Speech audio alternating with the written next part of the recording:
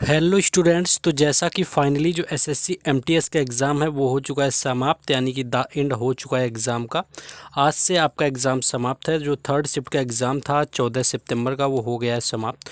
तो देखेंगे कि कौन कौन से क्वेश्चन लास्ट शिफ्ट में आए हुए थे, और लास्ट शिफ्ट जो थी वो टफ़ रही हुई थी या आपकी मॉडरेट थी, क्योंकि मैंने देखा हुआ है तो मुझे ये थोड़ा सा टफ लगी बाकी की अपेक्षा। तो शुरुआत करेंगे कौन कौन से क्वेश्चन इसमें पूछे गए थे। तो जिन क्वेश्चंस के यहाँ पर मिल पाए, जितने भी क्वेश्चन हमें, पहला जो आपका क्वेश्चन यहाँ पर पूछा गया था कि डायमंड लीग में गोल्ड मेडल जीतने वाला एकमात्र भारतीय कौन था। देखिए, ये क्वेश्चन आपका पहले भी एसएससी एग्ज़ाम में पूछा गया है। करंट अफेयर से रिलेटेड क्वेश्चन था। तो आई होप कि ये क्वेश्चन काफ़ी लोगों का सही हो गया होगा, जो लोग लगातार एनालिसिस देख रहे थे या फिर वो करंट अफेयर्स पढ़ते हैं, तो उनका ये क्वेश्चन 100% सही हो गया होगा। क्योंकि नीरज चोपड़ा जो है इसका राइट आंसर था, जो कि ज्यूरिक डायमंड लीग चल रही थी हुई थी 2022 के अंदर, जिसका फाइनल जीत कर क्या था, डायमंड लीग ट्रॉफी जीतने वाले जो पहले भारतीय बने हुए हैं वो नीरज चोपड़ा बन गए हैं। तो करंट अफेयर या एनालिसिस वालों का सभी का सही है। ये ज्यूरिक में हुआ था डायमंड लीग, तो यहाँ पर नीरज चोपड़ा जो है इस क्वेश्चन का राइट आंसर था। नेक्स्ट क्वेश्चन था कि ऐ मेरे वतन के लोगों के, यहाँ पर निर्देशक पूछे गए थे। देखिए, वैसे तो यहाँ पर सिंगर पूछ लिया जाता है मोस्टली, कई बार सिंगर पूछा गया। तो जिन लोगों को सिंगर पता होगा, एनालिसिस देखा हो, उन लोगों को हो सकता है कि यहाँ पर निर्देशक जब पूछ लिया गया तो ये गलत हो गया होगा, क्योंकि थोड़ा सा क्वेश्चन को घुमा दिया है। लेकिन जब भी मैंने एक्स्ट्रा फैक्ट बताए तो उसमें आपको बताया होगा कि निर्देशक कौन थे। तो इसकी अगर बात करें तो लेखक जो थे इसके प्रदीप थे, और संगीत निर्देशक जो थे वे सी रामचंद्र थे, यानी कि सी रामचंद्र राइट आंसर था, जो कि ऑप्शन में आपको गिवन होगा। तो सिंगर बहुत सारे लोगों को पता होगा, लेकिन हो सकता है कि ये क्वेश्चन काफ़ी लोगों का गलत हो गया होगा, क्योंकि गायक लता मंगेशकर रही हुई हैं, ये तो सभी को पता था, लेकिन काफ़ी लोगों को निर्देशक नहीं पता होगा। तो ये क्वेश्चन थोड़ा पैटर्न से अलग हो गया। बाकी था तो आपका PYQ, लेकिन थोड़ा आपका डिफरेंट पूछ लिया गया। नेक्स्ट एक आपका क्वेश्चन यहाँ पर आपका ताइक्वांडो से रिलेटेड आया हुआ है। ये भी क्वेश्चन नहीं मिल पाया मुझे। इसका जो है आंसर PDF में लगा दिया जाएगा, आप लोग चेक कर लेंगे कि आपका ऐसा कुछ था कि जो दक्षिण कोरिया है और भारत है, इनमें आपस में रिश्तों को अच्छा करने के लिए ताइक्वांडो है, इसका आयोजन कहाँ पर हुआ। तो ऐसा कुछ क्वेश्चन एक आपका पूछा गया था। उसके बाद एक और सिंपल सा क्वेश्चन आपका केलुचरण महापात्रा से था। इसमें देखिए, स्टेटमेंट तो आपका 2 से 3 लाइन का अलग तरीके से बता दिया गया था, लेकिन जो घुमा फिरा के क्वेश्चन यही पूछा गया था कि केलुचरण जो महापात्रा थे, उनको मतलब वो कौन से शास्त्रीय नृत्य से संबंधित थे। तो देखिए, ओडिसी जो नृत्य है इसका राइट आंसर हो जाएगा, सभी को पता होगा, 10वीं बार क्वेश्चन एसएससी एग्जाम में पूछा गया। तो ओडिसी नृत्य से इनका संबंध था, और पद्म विभूषण पाने वाले उड़ीसा के पहले व्यक्ति थे। तो ये भी याद रखना है कि जो उड़ीसा से पद्म विभूषण पाने वाले व्यक्ति थे वो ये पहले व्यक्ति थे। तो कई बार यही क्वेश्चन पूछ लिया जाता है कि पद्म विभूषण पाने वाले जो व्यक्ति हैं उड़ीसा के, वो पहले कौन है। तो ये क्वेश्चन कई बार देखने को मिलता है।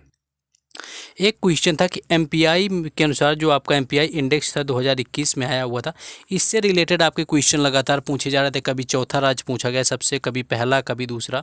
तो पहला बिहार आ जाता है आपका, दूसरा झारखंड आ जाता है, और तीसरा आ जाता है उत्तर प्रदेश, और चौथा पूछा गया जो कि मध्य प्रदेश आ जाता है। लेकिन यहाँ पर पूछा कि कहाँ पर 1% से कम गरीबी है। तो देखिए, अगर थोड़ा भी सोचेंगे तो हमेशा केरल ही आपका सब चीज़ में अव्वल होता है, क्योंकि एजुकेशन भी वहाँ का अच्छा है। तो केरल, अगर जो लोग थोड़ा भी माइंड अपना यूज किए होंगे तो उन्होंने केरल राइट कर दिया होगा। तो केरल इसका राइट आंसर हो जाएगा, जो कि उसमें दिया हुआ था। नेक्स्ट क्वेश्चन आपका आया हुआ था। देखिए, नेक्स्ट क्वेश्चन है कि B1 की कमी से कौन सा रोग होता है। देखिए, विटामिन B की कमी से तो सभी को पता है बेरी होता है, लेकिन B1 भी वही होता है आपका बेरी। तो अगर जो लोग ज़्यादा एक्स्ट्रा दिमाग लगा गए होंगे, हो सकता है कि उन लोगों ने कुछ अलग टिक किया हो, अगर ना पढ़ा हो। तो बेरी जो है विटामिन B1 की कमी से होने वाला एक रोग होता है, जो कि विटामिन B की कमी से होता है। और विटामिन C आपका स्कर्वी होता है, विटामिन जो आपका A होता है रेटिनॉल होता है, विटामिन D होता है रिकेट्स होता है। ये सारी चीज़ें आपको हम पहले ही एनालिसिस के दौर में बता देते हैं।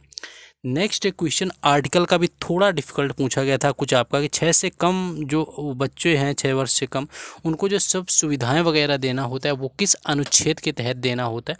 देखिए, तो हो सकता है कि ये कुछ लोगों को गलत हो गया, क्योंकि कुछ लोग यहाँ से 6 से 14 वर्ष का जो मौलिक कर्तव्य को जाकर सोचेंगे, वैसा कुछ ऑप्शन नहीं था। ऑप्शन में आपको 45 यानी कि अनुच्छेद जो है 45 दिया हुआ था, जो कि राइट आंसर आपका हो जाएगा। तो ये क्वेश्चन आपका पूछा गया था, तो ये भी थोड़ा घुमावदार क्वेश्चन था।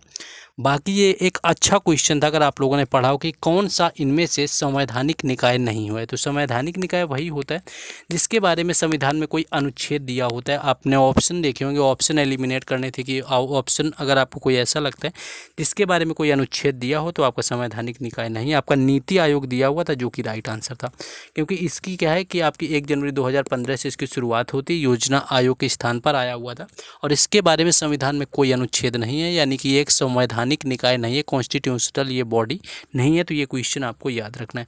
देखिए बाकी जो क्वेश्चन में डाउट होता है या नहीं मिल पाए उन सभी को PDF में दे देंगे आप लोगों को। PDF टेलीग्राम चैनल और व्हाट्सएप ग्रुप पर मिलेगी, जिसके लिंक आपको डिस्क्रिप्शन में दिए गए हैं। बाकी अगर वीडियो को लाइक शेयर नहीं किया हुआ है तो सभी के साथ करिए। लास्ट शिफ्ट है, आज से एग्जाम खत्म है तो शेयर कर दीजिए और साथ ही साथ आप वीडियो को भी लाइक कर दीजिए। इसके साथ साथ चैनल को भी सब्सक्राइब कर लें, आगे आने वाले एग्जाम और बाकी सारी क्लासेस आपको मिलती रहेंगी। नेक्स्ट है कि किस गायक को 2001 में भारत रत्न मिला हुआ था। पहले कई बार ये क्वेश्चन बता चुके हैं कि लता मंगेशकर, देखिए इसका राइट आंसर था। मान लीजिए लता मंगेशकर आपको ऑप्शन में ना दिया जाता तो बिस्मिल्लाह खान आपका हो जाएगा। फिर आपका होता है बिस्मिल्लाह खान को भी 2001 में दिया गया, 2009 में भीमसेन जोशी को दिया गया, 2019 में भूपेन हजारिका को दिया गया, 1998 में MS सुब्बुलक्ष्मी को दिया गया, 1999 में जो है पंडित रविशंकर को दिया गया। कुल 6 लोग हैं संगीतकार जिनको भारत रत्न दिया गया। पहली है MS सुब्बुलक्ष्मी संगीतकार, तो ये आपको याद रखना है। तो इस तरह से क्वेश्चन बनते हैं आपके।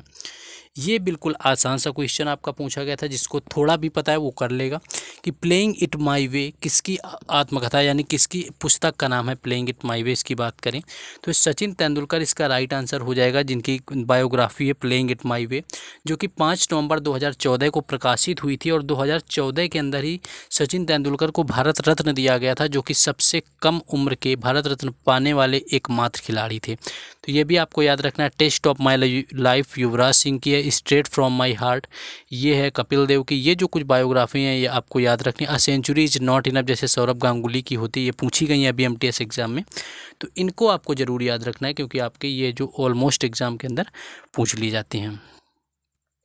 नेक्स्ट एक देखिए बुक पूछी जाती है। खुशवंत सिंह की बहुत सारी बुक्स आई, लेकिन ये आपकी बुक शायद देखने को मिली कि जो truth love and a mollies जो है किसकी आत्मकथा का नाम है। तो truth love and a mollies की बात करें तो ये भी खुशवंत सिंह की पुस्तक है। ये कम देखने को मिलती है। ट्रेन टू पाकिस्तान देखी होगी, अदर वगैरह आपने देखी होंगी, लेकिन ये आपने आई प्रीवियस ईयर, ये पहले ही आपकी पूछी गई truth love and a mollies जो आपका होता है।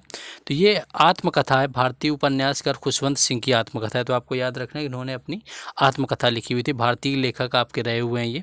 और इसके साथ साथ उन्होंने ट्रेन टू पाकिस्तान लिखा हुआ जो कि इनका सबसे प्रसिद्ध उपन्यास है और कई बार जो है इनका ये पूछा जाता है। और इनको क्या है कि 1974 यानी 1974 में पद्म भूषण से सम्मानित भी किया गया है। तो ये क्वेश्चन जो है आपको यहाँ पर याद रखना है। तो इस तरह के क्वेश्चन पूछे गए हैं। नेक्स्ट आपका केलू चरण वाला हो गया है।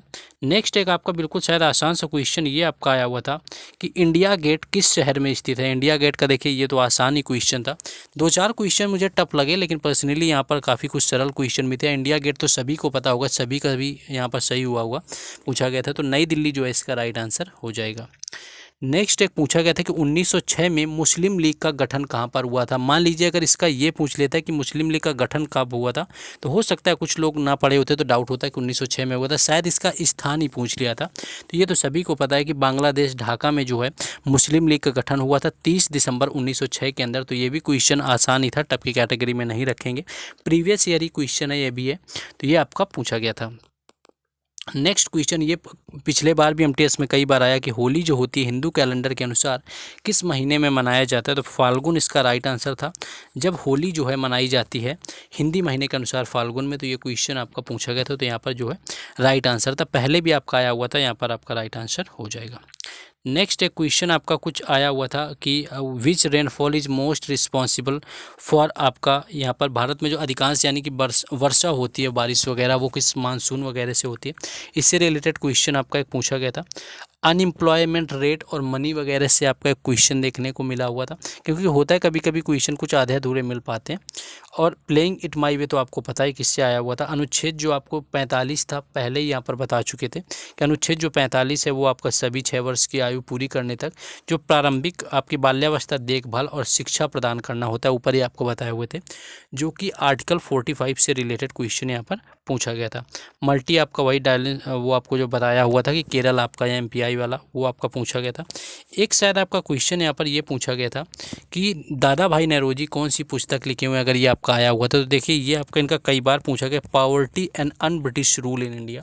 ये कई बार दादा भाई नौरोजी की पुस्तक है, पहले भी पूछी जा चुकी है, तो इसको आप लोग यहाँ पर ध्यान रखेंगे अगर आपकी पूछी गई थी। बाकी जो है क्वेश्चन अगर यहाँ पर नहीं मिल पाए, उन सारे क्वेश्चंस को जैसे ही आ जाते हैं उनको ऐड करके पीडीएफ में आपको दे दिया जाएगा। बाकी एवरेज शिफ्ट ही कहेंगे, कुछ क्वेश्चन टफ थे लेकिन काफ़ी हद तक क्वेश्चन इसके अंदर आसान भी पूछे गए थे।